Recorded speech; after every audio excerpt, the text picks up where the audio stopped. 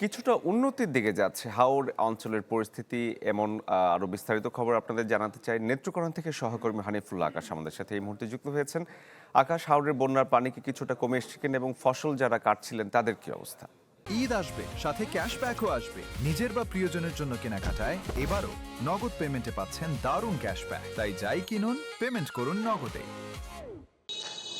শরীফ, গত এক সপ্তাহ ধরে কিন্তু টানা রৌদ্রোজ্জ্বল আবহাওয়া থাকার কারণে কিন্তু নেত্রকোনায় এখন যে বোরো ফসলের যে ক্ষতি এবং আগাম পানিতে যে সকল ফসল তলিয়ে গেছিল, সেই পরিস্থিতি কিন্তু কিছুটা উন্নতি হয়েছে। এবং আপনাকে দেখাই, আমরা এখন উপজেলা সদরে আছি এবং এই উপজেলা সদরের যে সকল ফসলি জমিগুলোতে ধান আছে সেটি হচ্ছে BR 29 ধান। সেই ধানগুলো এখনো পাকা এবং আধা পাকা অবস্থায় আছে এবং এটা আগামী এক সপ্তাহের মধ্যে কৃষি বিভাগ বলছে যে 20% ধান সারা জেলায় বাকি আছে, সেটি এক সপ্তাহের মধ্যেই কর্তন হয়ে যাবে এবং তারপর কিন্তু আসলে এই ধান কর্তন শতভাগ সম্পূর্ণ হবে। কিন্তু একটি তথ্য আপনাকে জানাই যে এবছরের আগাম বন্যা এবং অতিবৃষ্টির কারণে নেত্রকোনায় কিন্তু প্রায় 22,000 হেক্টর বোরো ফসল একেবারে সম্পূর্ণভাবে ক্ষতি হয়েছে এবং এই ক্ষতির মধ্যে কিন্তু যে ক্ষতির আর্থিক পরিমাণ ধরা হয়েছে 372 কোটি 15,22,000 টাকা।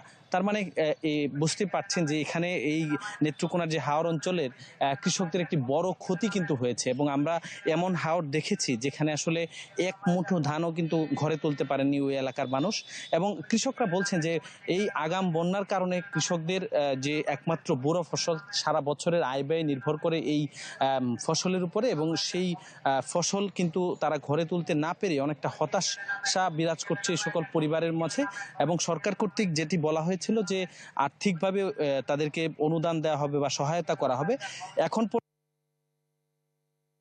স্থানীয় কৃষি বিভাগের পক্ষ থেকে কিন্তু এখন পর্যন্ত নেত্রকোনার কোনো কৃষক পরিবার বা কৃষককে কিন্তু সরকারিভাবে যে আর্থিক সহায়তা দেওয়ার কথা সেটি কিন্তু এখনো তারা পায়নি এবং তারা বারবার কিন্তু দাবি জানিয়েছে যে কৃষি ঋণ মৌকুফ করার জন্য বিভিন্ন এনজিওদের কাছ থেকে তারা লোন নিয়েছে, সেগুলো মৌকুফ করার জন্য। হয়তোবা যদি এই ধরনের পদক্ষেপ নেওয়া হয় তাহলে হয়তো কৃষকদের যে বিশাল ক্ষতি হয়েছে তা কিছুটা হলেও তাদের মধ্যে আশার আলো জ্বালাবে। কিন্তু যদি এই ব্যবস্থা গ্রহণ না করা হয় তাহলে অনেক কৃষক পরিবার তারা কিন্তু বলছে যে তারা এই যে কৃষি বা বড় ফসলের মতো যে তাদের এই যে কৃষির যে পেশা সেটা হয়তো তাদের পরিবর্তন করতে হবে বা তারা অন্যত্র হয়তো কাজের খুঁজে বা জীবিকার সন্ধানে চলে যেতে হতে পারে। তো এই ছিল নেত্রকোনা থেকে হাওরের সর্বশেষ পরিস্থিতি। আকাশ, ধন্যবাদ আপনাকে। দর্শক, আপনাদের জানাচ্ছিলাম হাওর অঞ্চলের আবহাওয়ার খবর এবং সেখানকার সবশেষ অবস্থা।